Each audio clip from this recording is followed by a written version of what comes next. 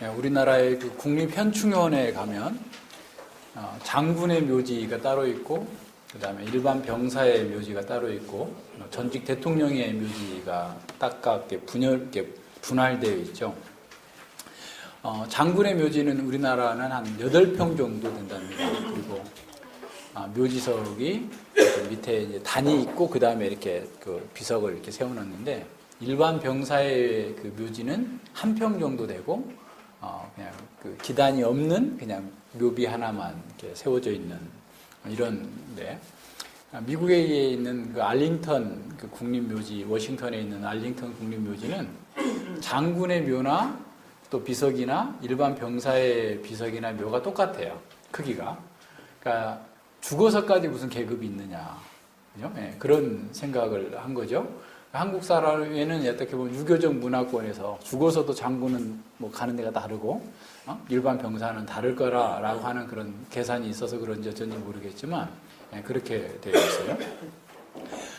근데 그 미국의 알링턴, 워싱턴에 있는 그 알링턴 국립묘지는 아주 잘 시설이 가꿔져 있고, 그래서 뭐 우리나라에도 뭐 국회의장이나 대통령이나 뭐 등등의 사람들이 가면 항상 그곳을 이렇게 방문하고, 연간 뭐 400만 명 이상이 그곳을 찾는다고 하는데, 알링턴 국립묘지에서 가장 그 눈에 띄고 사람들이 많이 찾는 곳이 어디냐면 무명용사들의 묘입니다. 그러니까 이름 없이 죽어간. 그러니까 이제 너무 시신이 훼손돼가지고, 옛날에 지금 같으면야 무슨 유전자 검색이나 이런 걸 해가지고 그걸 찾을 수 있겠지만, 옛날에는 그럴 수가 없으니까.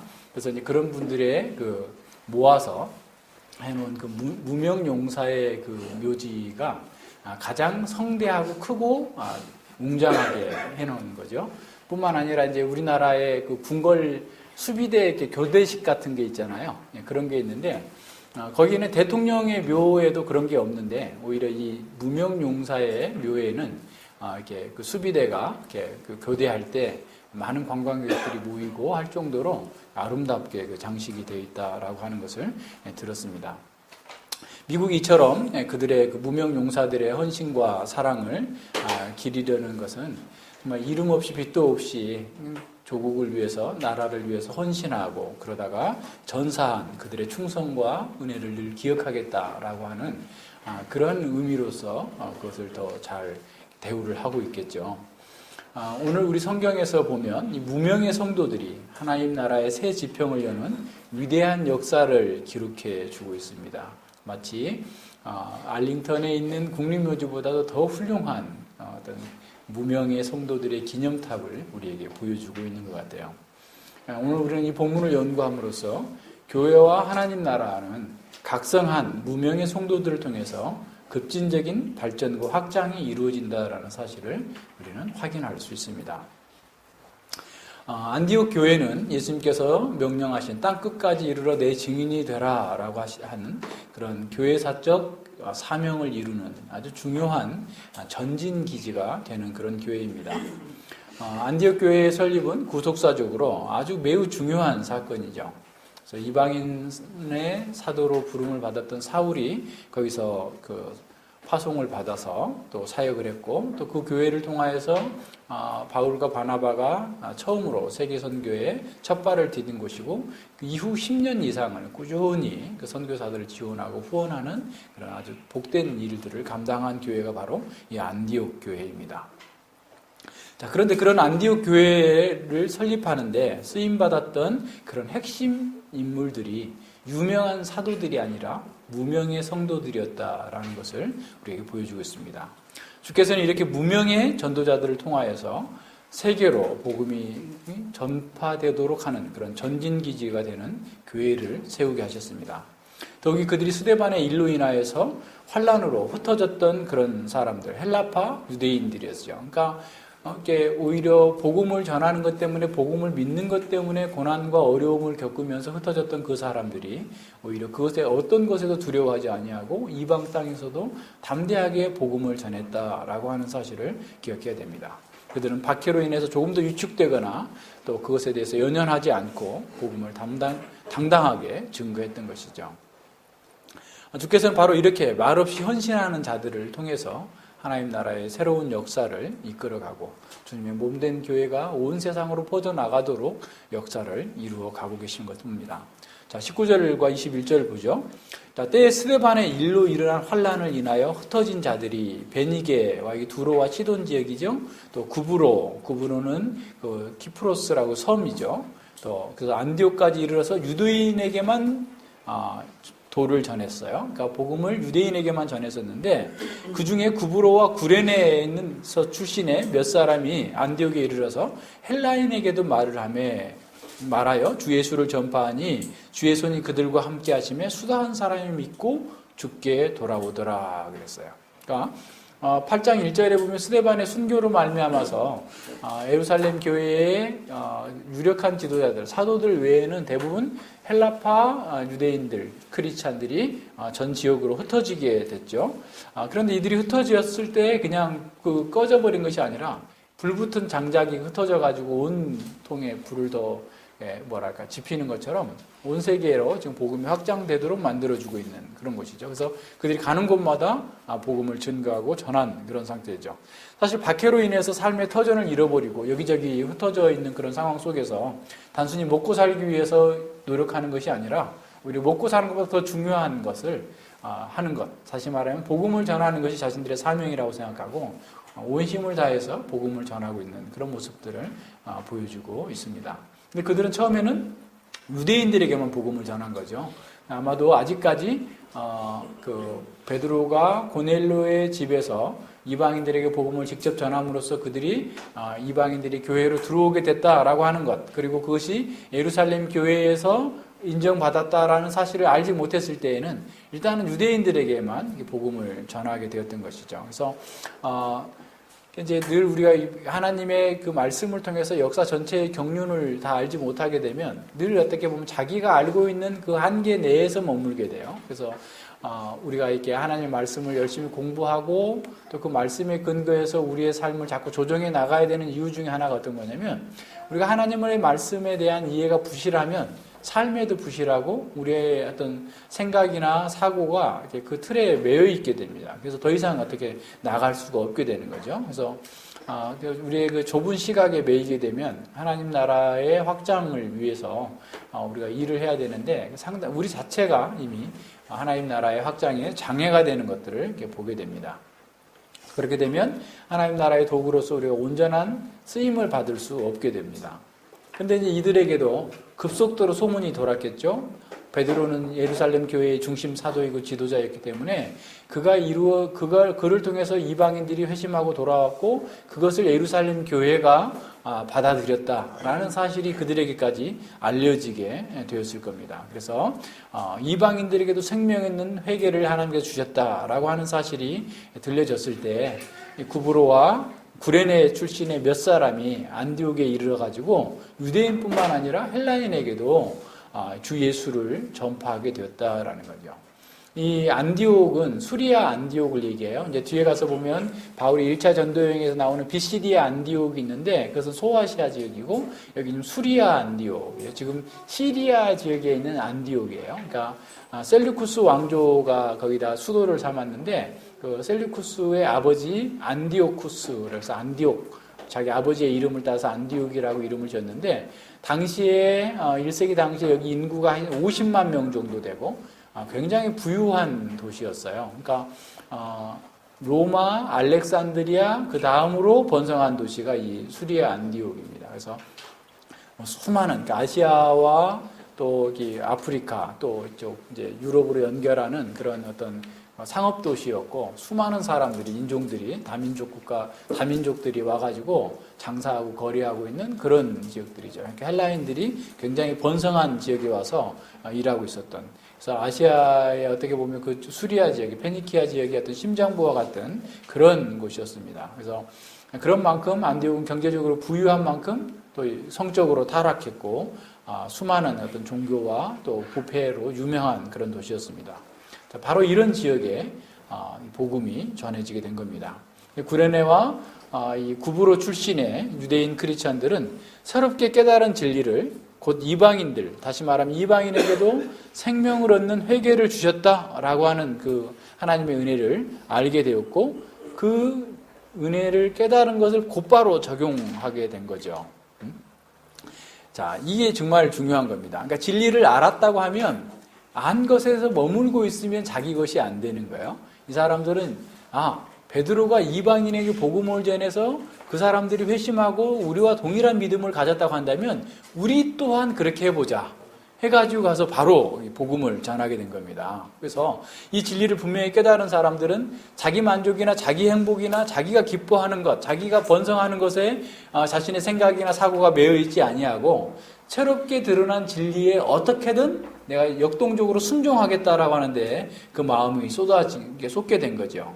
그래서 정말 이 어둠 속에 갇힌 사람들, 그전에도 그런 생각을 늘 했겠죠. 유대교 속에서 있을 때도 그랬겠지만 유대교에서 다시 예수님을 믿고 난 다음에도 사람들이 어둠 가운데 사단에 사로잡혀 있는 그 고통스러운 삶을 바라볼 때 저들에게도 이 복음이 간다면 얼마나 좋았을까라고 하는 생각이 있었는데 늘 어떤 자신들의 그 진리를 이해하는 한계 속에 갇혀 있다가 베드로를 통해서 고넬료와 같은 이방인들에게도 복음이 직접 전해도 되고 또 그들이 할례 받지 않아도 교회에 들어올 수 있다라고 하는 사실을 깨닫게 되자 그들에게 대해서 정말 긍휼한 마음과 하나님의 사랑으로 가지고 복음을 전하게 된 것이죠.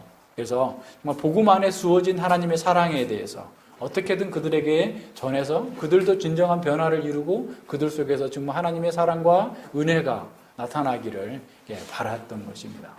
사실 구원받은 사람에게서 나타나는 공통적인 특징이 바로 이런 거예요.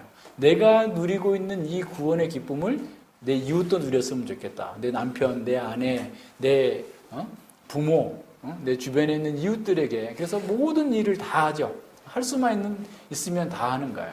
그걸 스펄전 목사님 이렇게 표현하셨더라고요. 자, 여러분이 이교도에게 복음을 전하려고 하지 않는다면, 이교도는 여러 가지, 그러니까 예수님 믿지 않는 사람의 복음을 전하려 하지 않는다면 여러분은 그들의 운명에 대해서 묻기보다는 여러분 자신의 운명에 대해서 염려하시기를 바랍니다. 무슨 말인지 알겠어요? 여러분이 누군가에게 복음을 전하고자 하는 강력한 열망이 없다면 믿지 않는 그 사람의 운명보다 당신의 운명이 더 위험하다는 것을 기억하라는 겁니다. 다른 사람의 회심을 추구하지 않는 사람은 그 자신이 정죄받을 절박한 위험에 있습니다. 다른 사람의 회심을 추구하지 않는 사람은 자신이 정죄받을 수 있는 절박한 위험에 처해 있다는 거예요. 자, 나는 자아에 감싸여 있는 사람이 사람의 구원을 믿지 않습니다. 자, 자기만 아는 사람이 구원받았다라고 하는 것을 자기 믿지 않는다라는 거예요. 스펄전 목사님이 얘기합니다. 나는 자아에 감싸여 있는 사람의 구원을 믿지 않습니다. 그는 이기심에서 구원받지 못한 것이 확실합니다. 그러니까 여전히 구원받았다고 하면 이기심에서 구원받아야 되는데 자기라고 하는 자기 이기심 속에서 이렇게 갇혀있다라는 거죠. 다른 사람의 상태에 무관심한 사람이 성령을 받았다는 것을 나는 믿지 못합니다. 성령의 첫 열매들 가운데 하나가 사랑이기 때문입니다. 꽃들이 막 피어날 때 향기를 피워내듯이 구원받은 사람들은 은혜받은 초기 시절에는 다른 사람들의 선을 아주 강력하게 바란다라는 겁니다. 내가 처음 그리스도를 보고 나의 죄짐을 벗었을 때 처음에 드는 충동들 가운데 한 가지는 주변 모든 사람에게 내가 받은 복에 대해서 얘기하는 것이었음을 나는 압니다. 그러니까 말해주고 싶죠. 그 견딜 수 없는 속에서 막 쏟아내서 나오는 거죠. 다른 사람들도 나와 같이 행복해지기를 간절히 원했기 때문입니다. 영혼들을 그리스도께로 인도하려는 생각이 전혀 없는 여러분이 그리스도인의 요소 가운데 핵심인 부분이 없는 것은 아닐까 걱정입니다. 그 문제는 여러분의 양심에 맡기겠습니다. 라고 얘기합니다. 자, 다시 말하면 구원받은 사람은 자기가 받은 이 구원의 기쁨과 행복에 대해서 다른 사람들에게 얘기하고 그 사람들을 자기와 같이 행복하고 정말 구원의 기쁨에 동참할 수 있도록 최선의 노력을 다한다라는 거예요. 꽃이 확 피었을 때 그 꽃의 그 향기가 처음 피었을 때 향기가 가장 강력하게 나타나는 것처럼 구원의 기쁨을 경험한 사람들은 누군가에게 그걸 말하지 않고 견딜 수 없을 정도의 마음을 갖는다라는 거예요.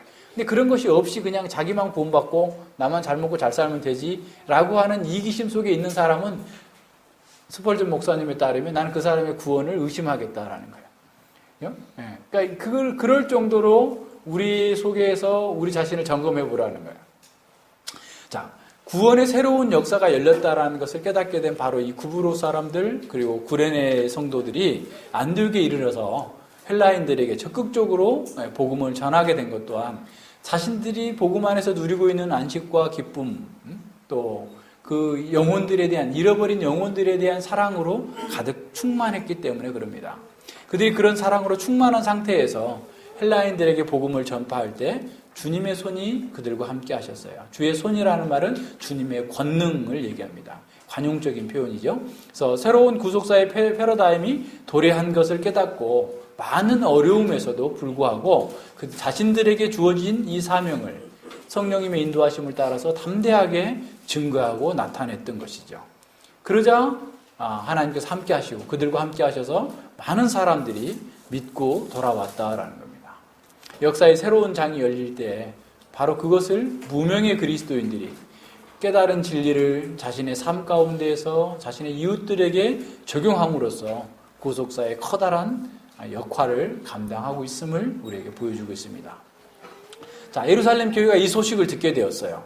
만약에 예루살렘 교회가 베드로가 그런 고넬료 이방인에게 복음을 전하고 그들이 교회로 편입됐다라는 사실을 듣기 전에 만약에 이런 소식을 들었다면 완전 세상 말로 개무시했을 거예요. 저것들 참된 믿음이 아니야. 저 이상한 놈들 그만 못하게 해. 이방인의 복음 전하지 못하게 해. 라고 했을 수도 있어요. 그런데 지금 그 내용들이 다 지금 퍼져 있기 때문에 그 안디옥 교회를 이렇게 받아들인 거죠. 받아들일 뿐만 아니라 거기에 이제 대표자를 파송해서 연약한 교회를 위로하고 지도하는데 적합한 사람들을 이렇게 보내주는 겁니다. 그래서 고넬료가 그런 구원받고 예루살렘 교회에 승인된 그 사실을 알고 있었기 때문에 예루살렘 교회도 자신들이 직접 파송한 그런 사람들이 그 교회를 세운 것이 아니라 할지라도 함께 기뻐하면서 대표를 파견한 겁니다. 그래서 예루살렘 교회는 신속하게 그 대표자를 파견해가지고 복음 안에서 이방인 교회와 안디옥 교회와 예루살렘 교회가 전혀 차이가 없다라고 하는 교회의 통일성, 교회의 보편성을 확인해 줬던 것이죠. 만약 예루살렘 교회가 안디옥 교회를 위해서 어떤 조치도 취하지 않았다고 한다면 연약한 안디옥 교회는 상당히 교리적인 위험에 빠지거나 혼란에 빠질 수 있었을 거예요. 더군다나 교회의 설립 멤버들이 예루살렘 교회의 지도급 인물이 아니라 무명의 성도들이었기 때문에 그들의 정통성에 대한 상당한 의구심도 가질 수밖에 없었던 그런 상황이었고, 사도들을 중심으로 예루살렘 교회가 이방인들에게까지 복음을 전해서 좀 적극적으로 그 일을 해 나갔어야 함에도 불구하고 선수를 빼앗겼다라고 하는 그런 자존심이 상해가지고 예루살렘 교회와 우리는, 너희와 우리는 뭐 상관이 없다, 안디옥 교회에게 그렇게 만약 했다고 한다면 이건 굉장히 큰 위험이 있을 수 있는 그런 상황입니다.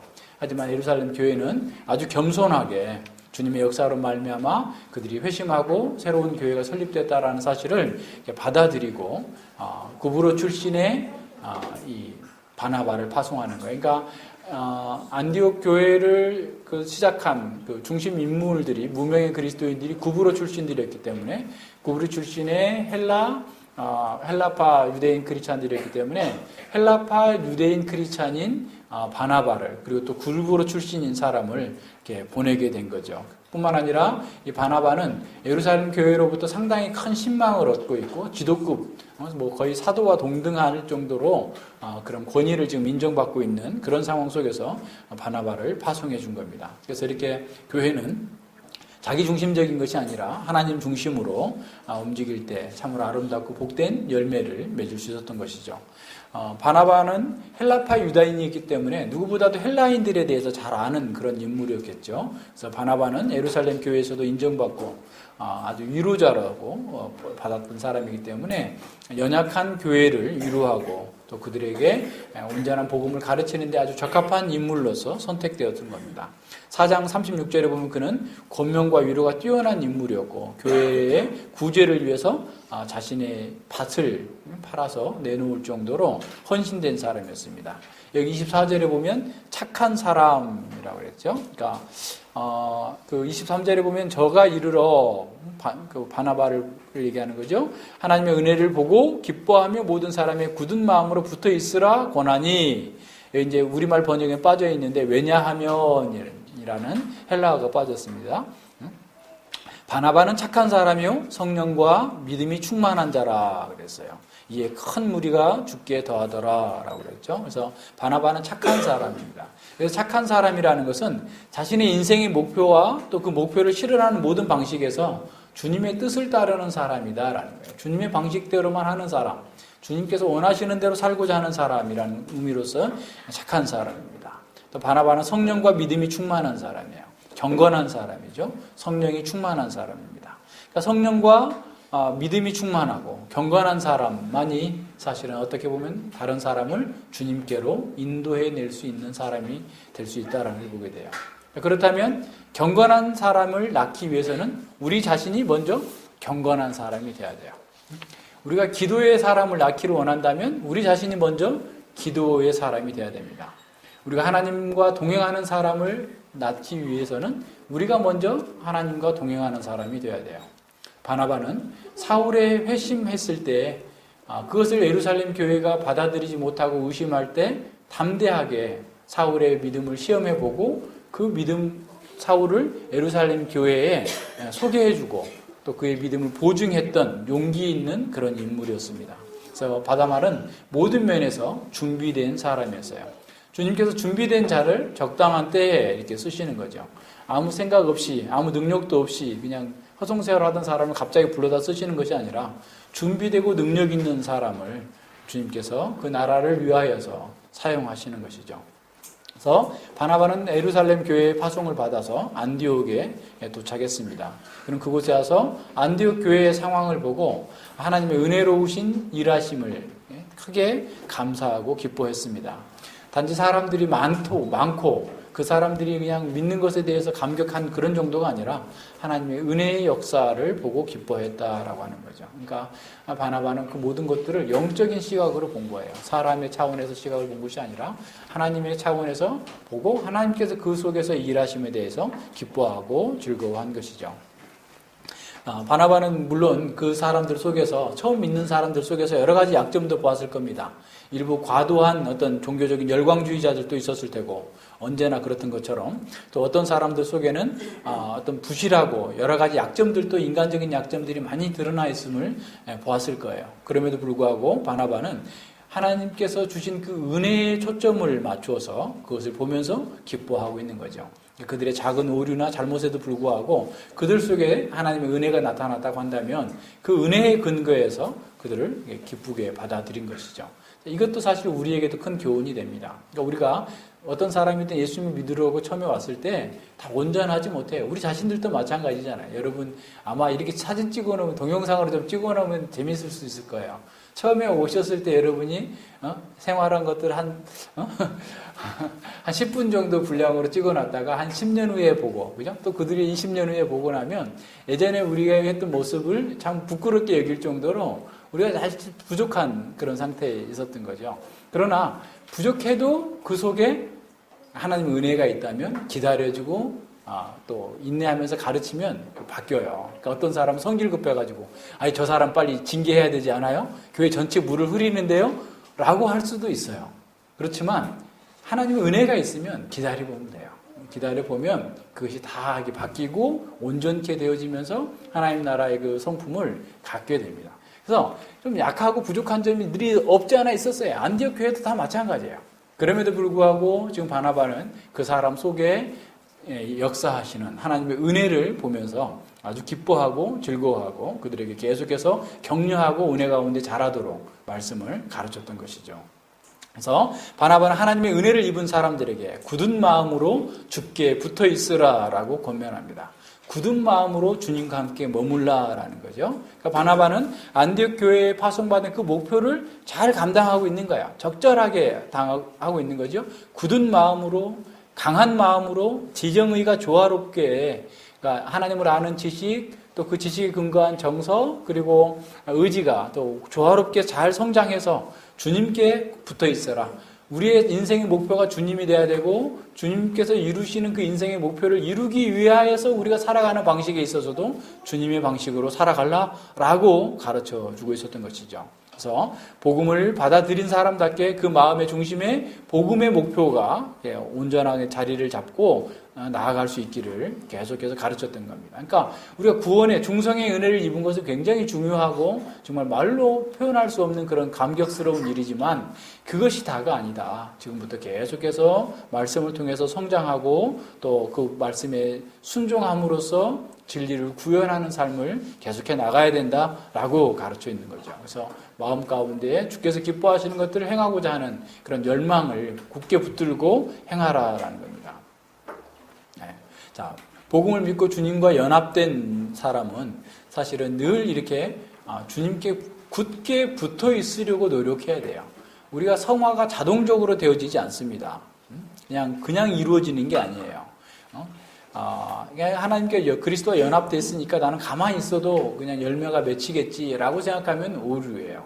우리는 두렵고 떨림으로 우리의 구원을 이루어 나가는 것처럼 끊임없이 계속해서 말씀 가운데에서 우리 자신이 변화시켜 나가야 돼요. 그러니까 그리스도 안에 연합된 사람이 더 연합되기 위하여서 더욱더 힘있게 나아가야 되는 것이죠. 그래서 그 연합의 궁극적인 완성이 이룰 때까지 우리는 끊임없이 주님께 붙어 있음으로써, 주님께 붙어 있는다는 말은 어떤 것이겠어요? 주의 말씀을 계속해서 받아들이고 그 말씀을 따라서 구현해 나가는 삶을 계속 지속함으로써 자라가야 된다라고 하는 것을 가르치고 있는 거죠.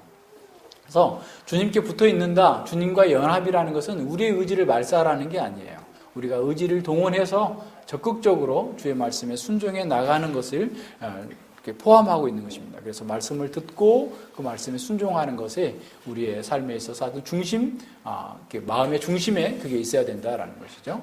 자, 바나바의 사역을 통해서 우리가 한 가지 더 생각할 수 있는 것은 뭐냐면, 교회의 파송을 받은 일꾼은 어떻게 보면 개인의 영광이나 자신의 번영에 연연해서 삶을 사는 것이 아니라 모든 성도들이 주님을 더 깊이 알고 주님의 말씀에 따라서 주께 더 굳게 붙어 있도록 가르치고 목양하는 사람이다라는 겁니다. 성도들이 하나님 나라의 원리를 잘 배우고 또 그걸 깨우쳐서 그 나라의 완성을 향해 가도록 세우는 일에 온 힘을 다하는 사람이 교회의 파송을 받은 사람이 해야 될 일이다라는 겁니다. 자, 그런 사람은 개인적인 목회의 성공이나 세상의 명성이 아니라 교회가 굳은 마음으로 주님께 붙어 있도록 혼신의 힘을 다해서 권면하는 사람이죠. 결코 자기를 중심으로 사람들이 모이게 해서는 안 되는 거야. 자기를 중심으로 파당을 형성하거나 또 자기 사람을 만들려고 하는 게 아니에요. 어떤 사람을 보면 제자를 삼는다고 그러는데 자기 제자를 만들어. 예수님의 제자가 아니라. 그러면 자기도 넘어지고 그 사람도 넘어뜨리는 거예요. 자기 제자가 되면 자기가 행복할 거라고 생각하죠. 오류예요, 오류. 그것처럼 큰 오류가 없어요. 예수님의 제자가 되고 예수님께 붙어 있도록 해야지. 만약 여러분이 저를 붙들고 있다 하면 저는 깔아앉아 죽을 거예요.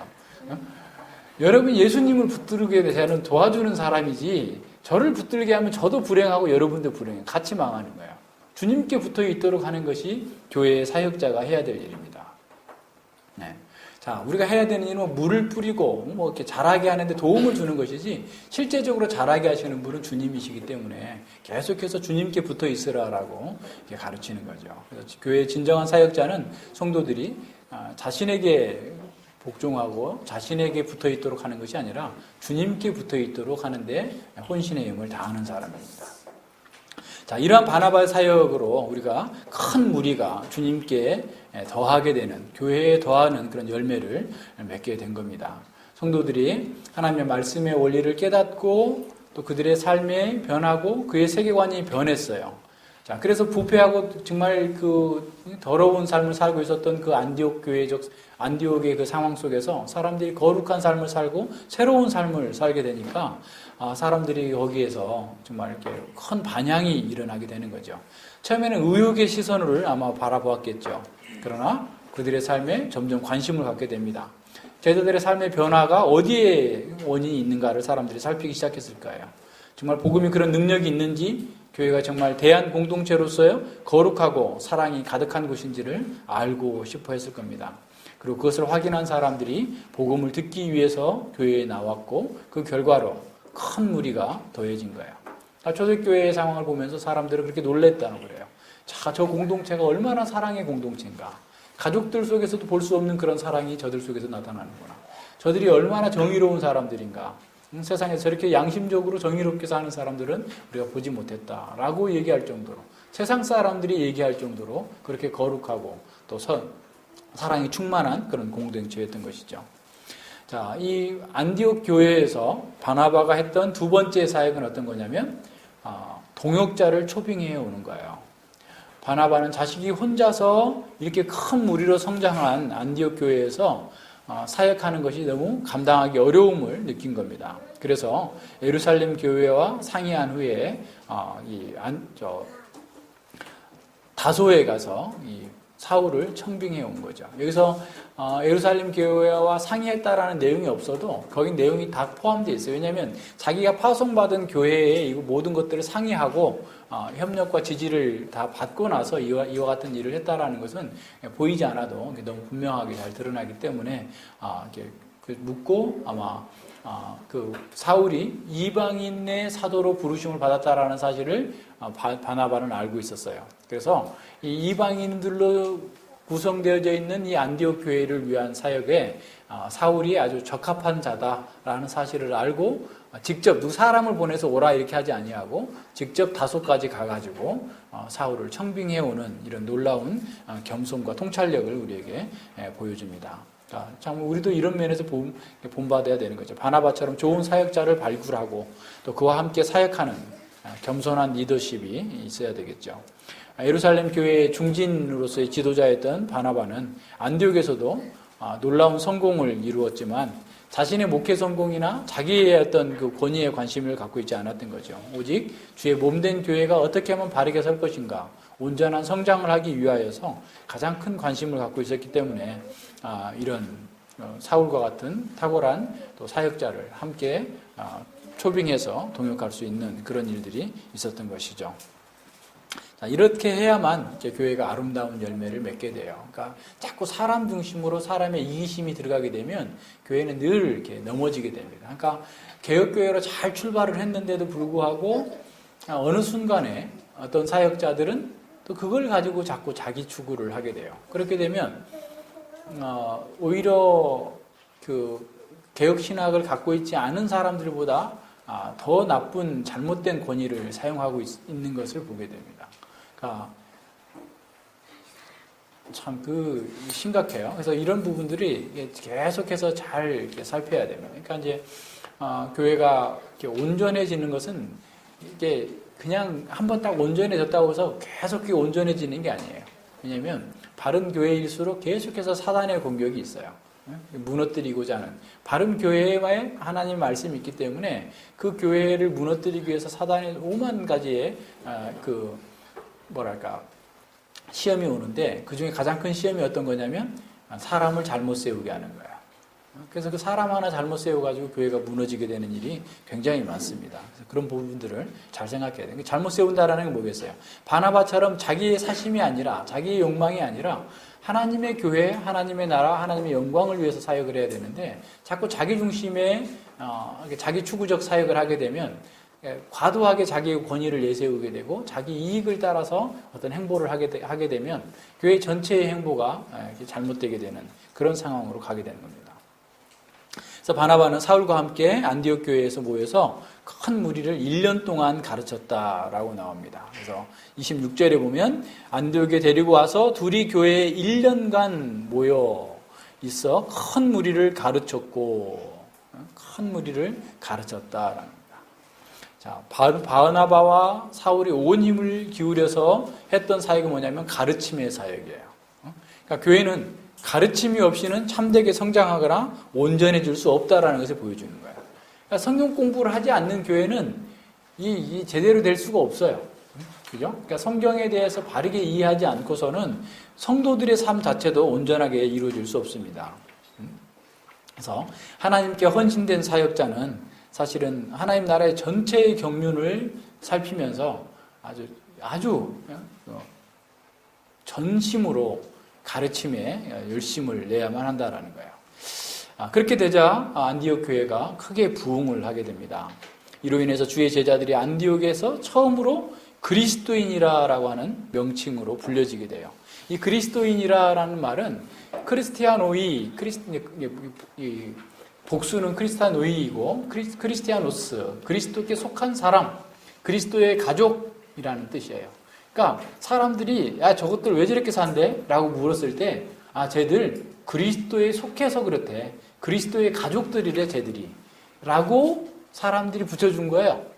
그러니까 유대인들이 붙인 게 아닙니다. 유대인들은 이때만 해도 그리스도인이라는 말을 하면 아주 굉장히 싫어했겠죠. 나중에 이제 24장에 가면 아그리빠 왕이 이제 네가 적은 말로 나에게 그리스도인 되게 하려느냐라고 할 때는 약간 조롱적인 의미로 쓰였지만 지금까지는 지금 누구도 그리스도인이라고 부르지 않았어요.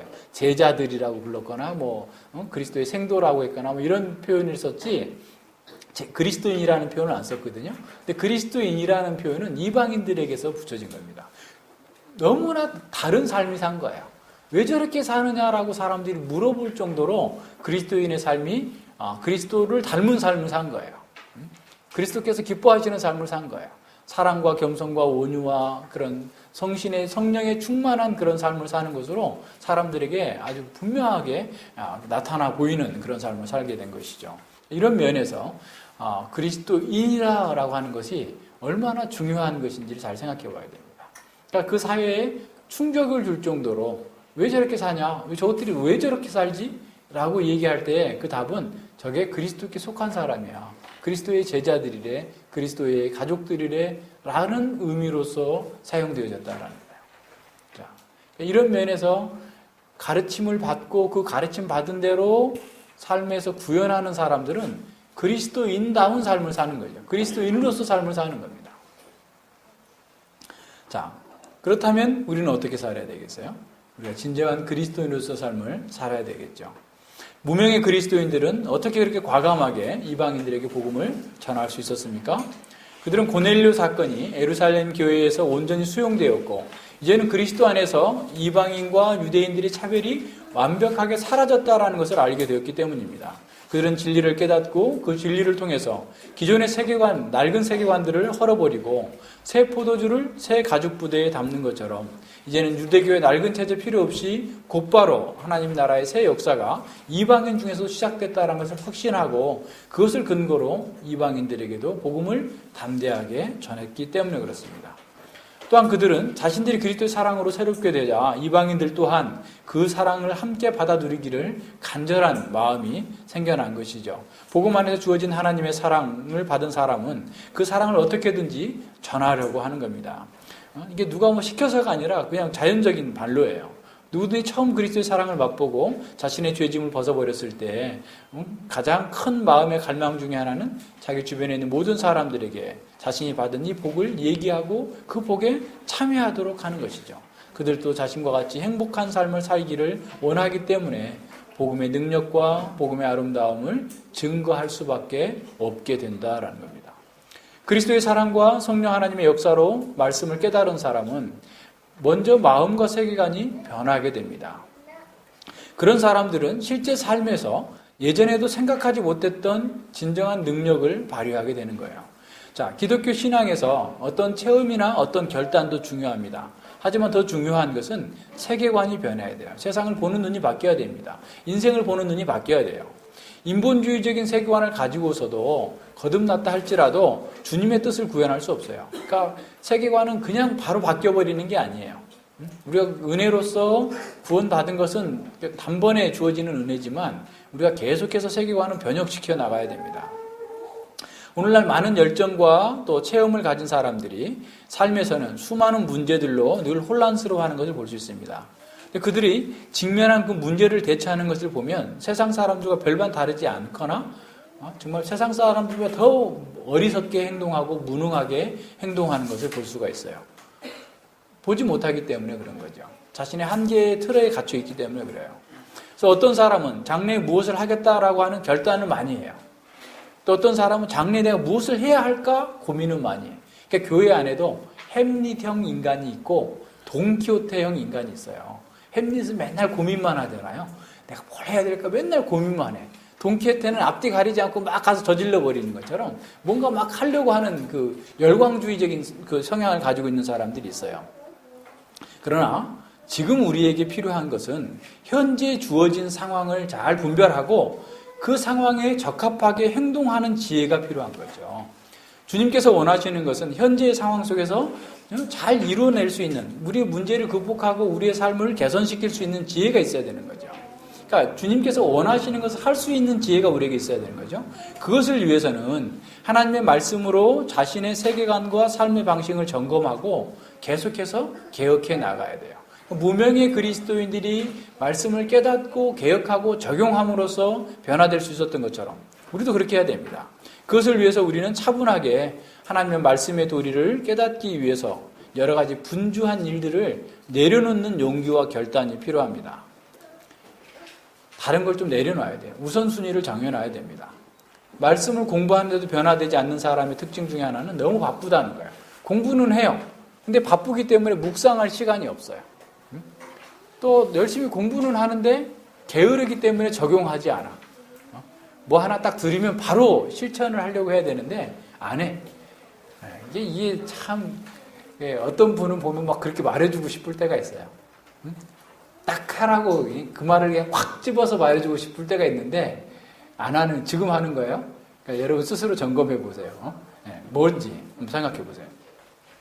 자, 중요하게 해야 할 일을 젖혀두고 다른 일에 열심을 내면 이게 이제 안 돼요. 그러니까 자기가 직장에서도, 그래서 우리가 뭐 어느 회사에 가면 뭐 중요한 일을 하도록 이렇게 하라고 이렇게 뭘 이렇게 해놓잖아요. 판을 만들어 놓자 뒤에다 적어 놓잖아요. 늘 기억하고 그거부터 하라고. 다른 일은 뭐 뒤에 하고. 그렇게 하는 것처럼 우리의 삶에서도 그렇게 좀 정해놓고 우선순위를 정해놓고 그 중요한 일부터 해야 되는데 다른 일 다 하다가 이제 우선순위가 밀리니까 아이고 뭐 졸려야 되고 또 갑자기 무슨 일이 생기잖아요. 그죠? 새벽에는 일이 생길 일이 별로 없죠. 새벽에 누가 갑자기 돌아가셨다고 오라거나 뭐 친구가 집에 찾아왔다거나 이런 거 없잖아요. 그죠?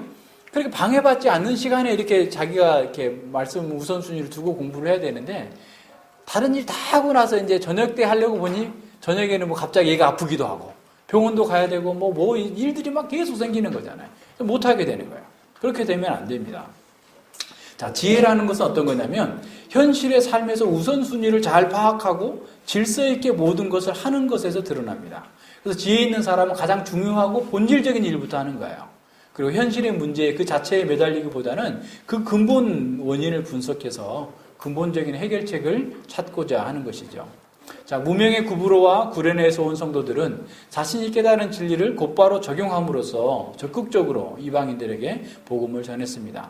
자, 이 복음은 단지 인식적인 차원에서, 지식적인 차원에서 머무는 것이 아닙니다. 복음은 우리의 삶 전체에 영향을 미칩니다. 진리를 알고 깨달은 것은 지식적인 문제에 국한되지 않습니다. 우리의 인격 전체와 삶에 대한 헌신과 결단이 요구되고 있는 것이죠.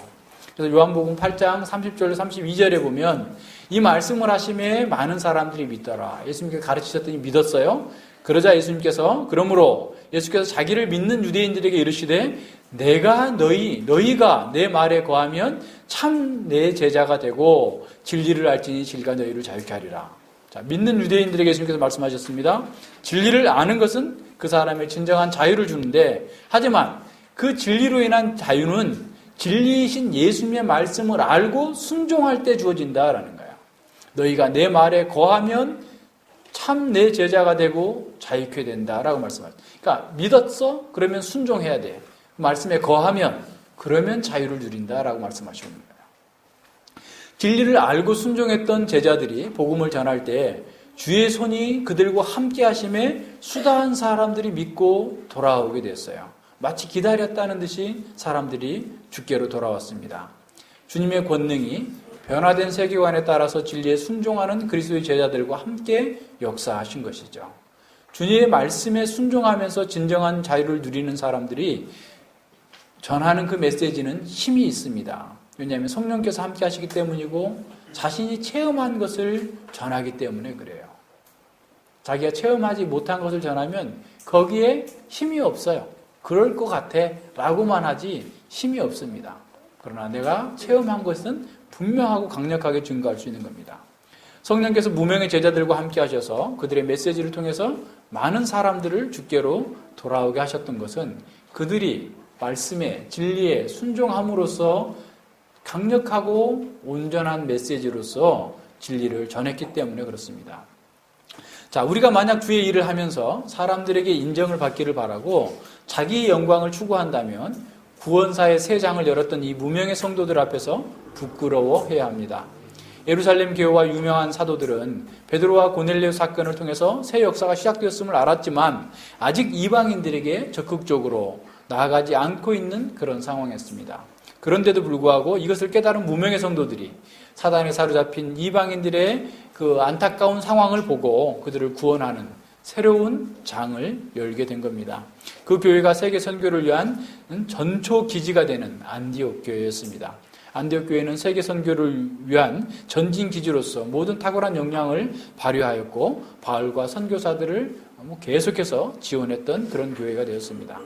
하나님 나라는 이렇게 이름 없이 빛도 없이 주의 뜻을 따라 행하는 아름다운 성도들로 인해서 전진하고 있음을 성경 우리에게 밝혀주고 있습니다.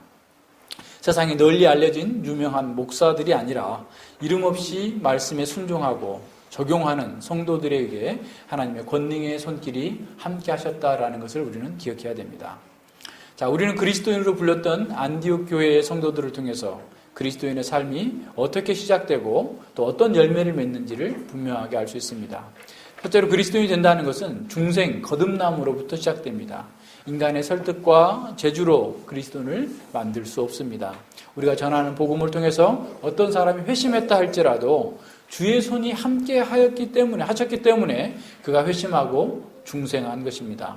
사람이 자신의 지혜와 능력으로 자신들의 프로그램으로 어떻게 함으로써 그리스도인을 만들 수 있다고 생각하는 것이야말로 큰 오류죠. 오늘날 그런 일들이 너무나 많습니다. 우리는 단지 성령님의 인격적인 도구로서 복음을 제시해 줄 뿐입니다. 성경이 하나님의 말씀이라 할지라도 그 성경 자체로서는 인격성이 없어요. 따라서 하나님께서는 인격체인 연약한 사람을 사용하셔서 그의 말씀을 전하게 하심으로써 사람들을 구원하십니다. 자, 구브로와 구로네 출신의 무명의 성도들은 전문적인 사역자들이 아니었습니다. 이들이 어떤 중대한 대중적인 집회나 설교를 통해서 복음을 전하는 것이 아니었어요. 19절에 보면 전하다라는 말은 프리칭, 설교라기보다는 담화 또는 함께 얘기하는 것, 토론한다는 그런 의미입니다.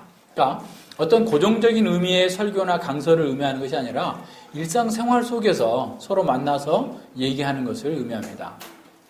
그 얘기의 내용이 구원에 관한 것이었고 예수 그리스도에 관한 말씀이었겠죠. 자, 그들은 전도의 방법은 설교적 선포가 아니라 삶의 증거와 고백을 통해서 복음을 전했다라는 것을 기억해야 됩니다. 아마도 이들은 당시 대부분의 디아스포라 유대인들처럼 장사하는 사람들이었을 가능성이 커요. 당시 유대인들이 로마 제국 전역에 흩어져 가지고 장사하는 것으로 직업을 삼고 삶의 방편으로 삼았던 것이죠. 그런 사람들은 사업하는 중에 만나는 이방인들에게 복음을 따라서 정직하게 거래하고 거래 상대방에게 거룩함과 화평함으로 대했을 겁니다. 즉 다시 말하면 그들의 삶 자체가 복음의 메시지를 구현했던 거예요. 20세기 문화비평가인 마살 맥루아는 매체가 곧 메시지다라고 말했습니다. 그러니까 그 매체 자체가 메시지가 된다라는 거예요. 자, 안디옥 교회의 성도들은 자신의 삶의 방식과 그 태도 자체가 메시지였어요. 타락하고 부패한 이 세상 속에서 그리스도의 가르침을 따라서 정직하고 깨끗하게 사업하고 정결한 삶을 볼 때 불신자들에게 큰 호감을 주었고 그것을 본 사람들마다 그리스도인들의 삶의 비결을 알고 싶어 했을 것입니다. 그럴 때 그리스도인들은 준비된 복음의 내용을 적실성 있게 풀어서 전했고 주께서 그들의 사역을 통해서 역사하셨던 것이죠. 그러자 믿는 자들이 큰 무리가 되었고 당시 사회에 큰 이슈가 될 정도로 사람들이 많아졌던 겁니다. 자, 그래서 당시 사람들은 그들을 그리스도인, 그리스도께 속한 사람, 그리스도의 가족이라는 명칭을 붙여준 겁니다. 거듭난 성도들은 자신의 인격과 삶을 통해서 그리스도의 성품과 그리스도의 삶의 방식을 구현하는 사람입니다. 자, 그렇다면 우리는 어떤 사람입니까? 그리스도의 성품과 그리스도의 삶의 방식이 우리를 통해서 구현되고 있습니까? 참 교회는 성도들의 상호 관계와 삶의 방식을 통해서 하나님의 성품을 드러내는 거룩한 공동체입니다. 공동체 전체가 머리 대신 그리스도의 성품과 뜻을 구현하는 것이죠. 그런 교회가 복음을 전하는 방식은 현대적인 마케팅 기법이나 자아를 높여주는 감성적인 어떤 이미지로 사람들을 모으는 것이 아닙니다. 진정한 제자 공동체는 소박함과 깨끗함 그리고 거룩한 삶을 통해서 하나님의 영광을 나타냄으로써 복음을 증거합니다. 또한 교회는 사랑으로 연합함으로써 대한공동체, 하나님 나라의 공동체가 됨으로써 복음의 영광을 증거하는 것이죠. 알렉산더 대왕이 자신과 이름이 똑같은 알렉산더라는 병사가 아주 비겁하게 행동하는 것을 보았다고 해요. 그러자 알렉산더 대왕이 그에게 호통을 확 쳤어요. 내 이름을 바꾸든지 아니면 태도를 바꿔라 라고 소리친 겁니다. 알렉산더라는 이름을 가졌다면 알렉산더의 왕인 자신처럼 용감하고 지혜롭게 행동하라라는 거예요. 자, 이는 우리에게도 큰 도전을 주는 것이죠. 자, 우리 역시 그리스도인으로 불려지고 있고 그리스도인이라는 사실을 스스로 자랑스럽게 생각하는 사람들입니다. 하지만 우리가 옛 방식대로 살고 있다면, 예수 그리스도의 제자다운 성품과 제자의 삶의 방식을 따르지 않는다면 예수님께서 우리에게 이렇게 호통 주시면서 말씀하시지 않겠어요? 거기다 B자를 하나 붙이던가, 비그리스도인, 불그리스도인이라고 붙이라고 하지 않겠어요? 자, 우리가 옷 입는 것, 신 신는 것, 우리의 말과 행동, 모든 면에서 우리는 그리스도께 속한 자라는 사실을 보여줘야 돼요. 자, 이게 굉장히 큰 도전입니다. 우리의 모든 행동 속에서 다른 사람들이 저 사람은 그리스도께 속한 사람이라 그리스도처럼 정결하고 깨끗하고 거룩한 삶을 살고 있구나. 왜 저렇게 살지? 예전에 안 그랬는데 그리스도께 속한 사람답게 살고자 하는구나 라고 하는 것이 우리의 삶 속에서 드러나야 됩니다. 자, 잃어버린 세상을 구원하시려는 하나님의 전략은 교회로 하여금 하나님의 존재와 성품, 하나님의 역사의 경륜을 가시적으로 드러내게 하시는 거예요. 교회가 그것을 감당하려면 하나님의 말씀을 잘 받고 굳은 마음으로 주께 붙어 있어야만 합니다. 주님을 따르는 일은 자동적으로 되지 않습니다. 대충 해서도 안 돼요. 마지못해서 수동적으로 끌려가는 방식으로 해서도 안 됩니다. 에베소서 6장 10절을 봅시다. 정말로 너희가 주 안에서와 그의 힘의 능력으로 강건하여지고 라고 했어요. 자, 우리가 주님 안에서 그리고 주의 힘의 능력으로 강해져야 됩니다. 우리는 진리를 통해서 총명해져야 되고 굳은 결의로 진리를 견고하게 붙들어서 주의 뜻을 행하는 사람이 되어야 합니다. 바울은 로마서 12장 11절에서 이렇게 명령합니다. 부지런하여 게으르지 말고 열심히 품고 주를 섬기라. 적극적이고 능동적으로 말씀을 배우고 그 배운 바 말씀에 붙어 있어야 된다라는 겁니다. 그 말씀이 우리의 삶을 통해서 구현되도록 부지런하게 열심을 내야 돼요. 성경을 공부하지 않는 사람, 진리에 대해서 무관심한 사람들이 어떤 고백을 하고 어떤 주장을 한다 할지라도 그런 사람을 그리스도인이라고 인정해 줄 수 없을 겁니다. 진리를 알아야 진리에 근거한 삶을 살 수 있습니다. 진리를 알지 못하고 진리에 근거한 삶을 살 수 있다는 것은 정말 이것은 몇 억만 분의 1도 안 돼요. 마른 하늘에 벼락 맞아 죽을 그런 정도의 확률도 안 돼요. 그러니까 진리를 알지 않고 진리에 관심이 없으면 그리스도인 이름을 떼요. 그냥 그리스도인이 아니다고 생각해. 난 그리스도인이 되고자 노력하는데 잘 안 됩니다라고 해야지 그리스도인이라고 스스로 자처하면 안 된다는 거예요. 무슨 말인지 아시겠어요? 진리를 배우고 구현하는 사람이 그리스도인이지 진리에 관심 없는 사람은 그리스도인이라고 볼 수 없다라는 거예요. 자, 그렇다면 성경이 어렵다고 포기할 건가? 성경이 어려워요. 건강이 안 좋아서 잘 못하겠어요. 변명은 얼마나든지 있어요. 바빠서 못하겠어요. 뭐 하겠어요. 등등의 얼마든지 공부할 수 없는 그런 변명들이 있습니다. 자, 그렇다면 어떻게 하겠어요? 포기하겠어요? 우리가 이 성경을 공부하는 걸 포기한다면 천국과 영생까지 포기하고 지옥을 선택하겠다라고 하는 것이 되는 거예요. 얼마나 무서운 일입니까? 모든 것을 다 팔아서 하나님 나라를 사야 하는 것처럼 모든 것을 제쳐놓고 성경을 공부해야 돼요. 그 정도로 우선순위를 앞에 두어야 된단 말입니다. 그리스도인은 성경과 세상을 공부하는 사람이에요. 역사를 공부하는 사람입니다. 하지만 그것이 전부가 아닙니다. 그리스도인은 공부한 진리를 구현하는 사람이에요. 그 공부한 진리를 삶에 적용하는 사람입니다. 그리스도의 성품을 발휘하고 그리스도의 삶의 방식을 구현하는 사람입니다. 그런 삶을 통해서 자신이 그리스도의 가족이며 그리스도께 속한 사람이라는 사실을 증거하는 사람이죠. 그런 삶을 사는 사람을 통해서, 그 삶을 통해서 울려 퍼지는 복음의 메시지는 커다란 동심원이 되어서 이 세상까지 끝까지 전진하게 될 겁니다. 이것이 세상을 놀라게 했던 그리스도인의 능력이고 또한 지금 우리에게 요구되는 능력입니다. 기도하겠습니다. 예, 하나님 아버지 감사를 드립니다. 안디옥 교회를 설립했던 무명의 그리스도인들이 새롭게 밝히 깨달아진 진리의 말씀을 자신의 삶에 적용하고 구현하면서 이방인들에게도 복음을 전하게 되자 참으로 주의 손이 함께하여서 정말 이 세계 선교에 가장 위대하게 쓰임받았던 안디옥 교회가 탄생하게 되었음을 보았습니다. 또한 그 교회를 무시하지 아니하고 예루살렘 교회가 하나의 교회로 받아들이고 또 바나바를 파송했을 때 그 바나바가 겸손하게 하나님의 말씀대로 주께 붙어 있으라라고 가르치면서 큰 부흥이 있었고, 또 겸손하게 사울을 동역자로 초빙하여서 함께 사역함으로써 하나님의 교회가 더욱더 힘을 얻고 강건하여졌음을 보았습니다. 저희들이 이 말씀을 통해서 배워야 될 것들이 많이 있습니다. 무엇보다도 저희들이 그리스도인으로서 온전한 삶을 살기를 원합니다. 그리스도께 속한 자답게 우리의 성품이 변화되기를 원하고, 우리의 세계관이 변화되기를 원하고, 우리의 삶이 변화되기를 원합니다.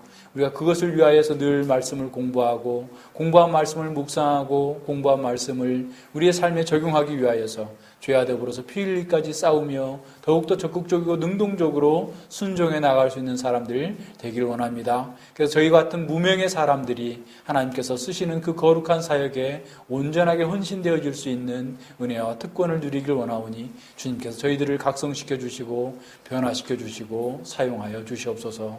감사드리며 예수님 이름으로 기도드립니다. 아멘.